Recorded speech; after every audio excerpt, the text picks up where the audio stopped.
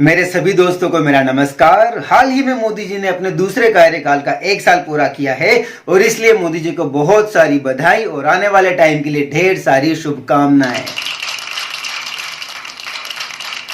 मोदी जी ने कई बड़े छोटे काम किए हैं और उनमें से एक काम है दुनिया की सैर करना। वैज्ञानिकों ने जब बोला कि दुनिया गोल है तो मोदी जी बोले नहीं, मैं खुद देखूंगा तो ही ये बात मानूंगा। ये सिर्फ मेरा नहीं, आप सबका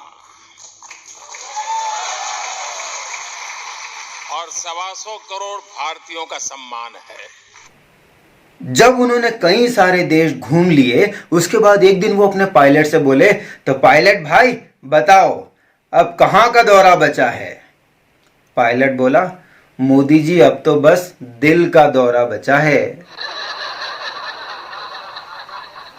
मेरे दद्दू मेरे सपने में भी एक दिन आए और बोले, बेटा तुम्हारी किस्मत बहुत अच्छी है कि तुम मोदी जी के राज में जी रहे हो। देखो मोदी जी ने अयोध्या में मंदिर बनाने का रास्ता साफ कर दिया।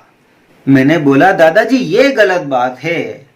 खुदाई वाले डिपार्टमेंट ने खुदाई कर करके सारे सबूत इकट्ठे किए और उसके आधार पर सुप्रीम कोर्ट ने डिसीजन दिया कि वहां मंदिर बनेगा। इसमें मोदी जी कहां से आ गए?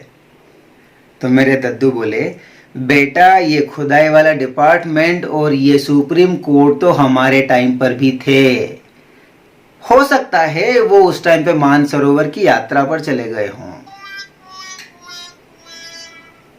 मोदी जी ने एक बहुत बड़ा कांड भी किया है जिसके बारे में ये दलाल और गोदी मीडिया आपको कभी नहीं बताएगा, और वो ये है कि जिस तरह जवाहरलाल नेहरू ने देश के 2 टुकड़े कर दिए थे उसी तरह मोदी जी ने भी इस देश का विभाजन कर दिया है, 2 टुकड़ों में बांट दिया है। भक्त और चमचे।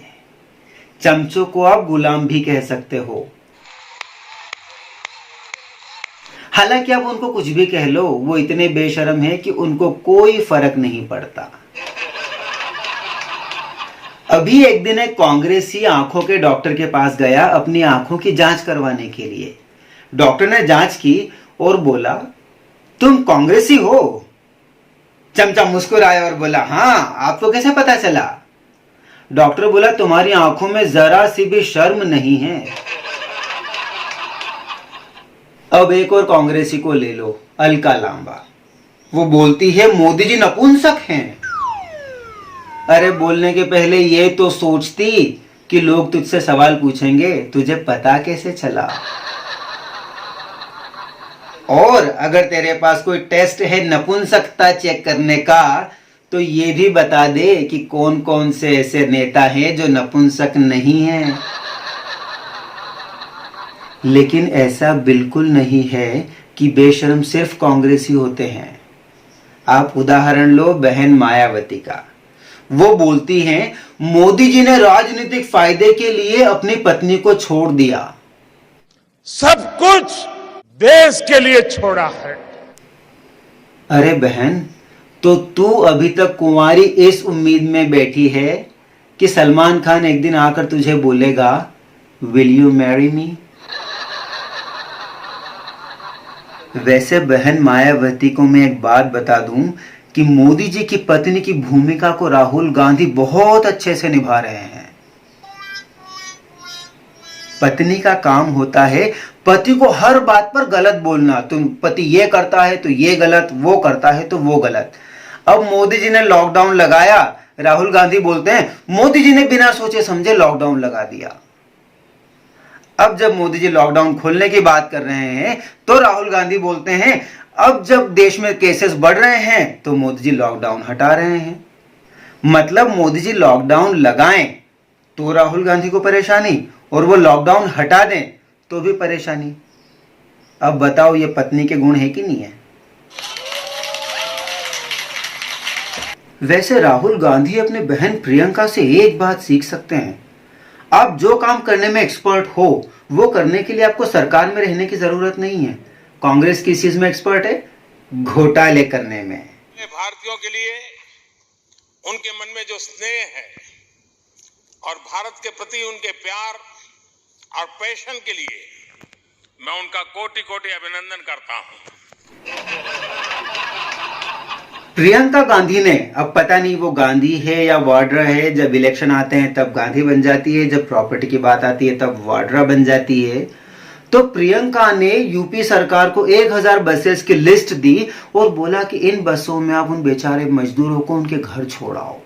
बहुत नेक काम था। लेकिन जब उस बसेस की लिस्ट को चेक किया गया तो उसमें से कई सारी बसेस तो इतनी गर्मी के कारण पिघलकर रिक्शा बन गई थी। मतलब प्रियंका गांधी ने हमें यह सिखाया कि आप किस तरह बिना सरकार में रहे भी घोटाले कर सकते हैं। परंपरा, प्रतिष्ठा, अनुशासन, ये इस गुरुकुल के 3 स्तंभ हैं।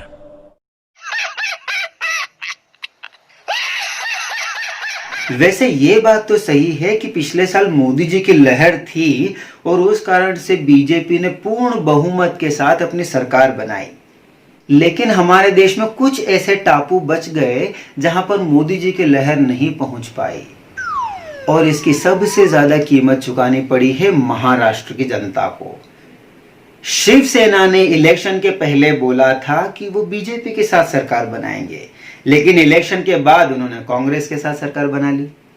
मतलब ये तो वही बात हुई कि एक लड़के को शादी के लिए फोटो बताया गया प्रियंका चोपड़ा का और उसकी शादी करवा दी राखी सावंत से।